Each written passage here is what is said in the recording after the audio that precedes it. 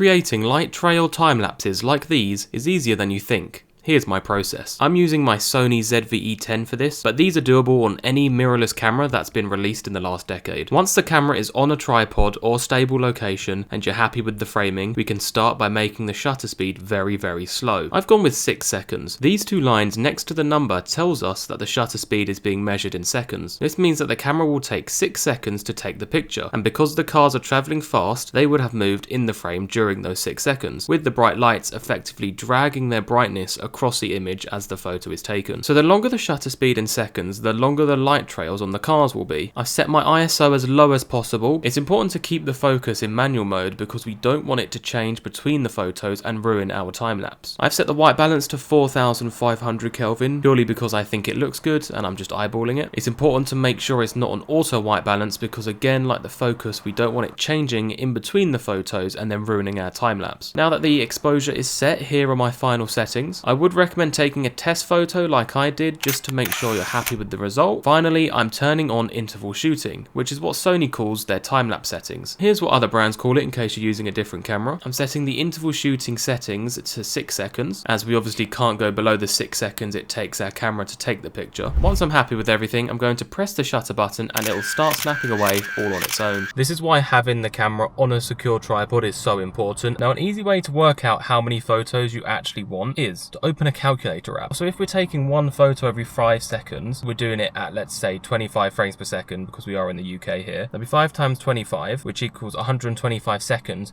to get 1 second of time-lapse footage. If we want maybe a 10-second time-lapse, we then can times that by 10. Boom, we need 1,250 photos. If we divide that by 60, it then tells us how many minutes we have to sit around here babysitting the camera, which in this case, if we were shooting at a shutter speed of 5 seconds, would be 20.8 minutes. That's not too bad, but still make sure you have enough charge on the camera and enough space on the SD card. And 30 minutes later, I was done and packing up. So we did 295 photos. 295 divided by 25 equals 11.8 seconds of time lapse. So back inside, I opened up Premiere Pro. I'm sure free editing software like DaVinci Resolve is just as capable as this, as we aren't doing anything complicated. I'm simply going to import the pictures by clicking on the first one and making sure that I have image sequence checked. This will bring them all in as a video and each image as a frame each. I'll make sure my sequence settings are at 25 frames per second as I'm in the UK, but a little trick if you aren't happy with the speed of the time lapse is to change the frame rates to a higher number, which would make the cars in the video go faster. And after a quick export and hopefully no Premiere Pro crashes, we have the final light trails time lapse. Let me know how you get on with your own time lapses in the comments.